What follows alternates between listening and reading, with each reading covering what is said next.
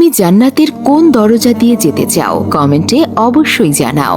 জান্নাতের 8টি দরজা আছে। প্রথম দরজা বাব আল জিকির। এই দরজা দিয়ে সেই সব মুসলমান প্রবেশ করবে যারা আল্লাহর জিকির করে।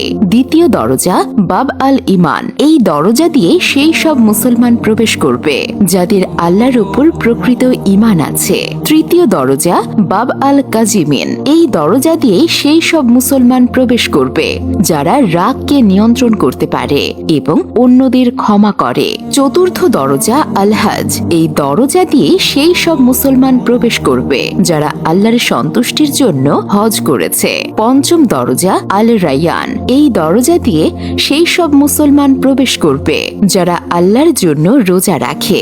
ষষ্ঠ দরজা আল সাদাকা। এই দরজা দিয়ে সেই সব মুসলমান প্রবেশ করবে যারা আল্লাহ তাআলার সন্তুষ্টির জন্য দান খয়রাত করে।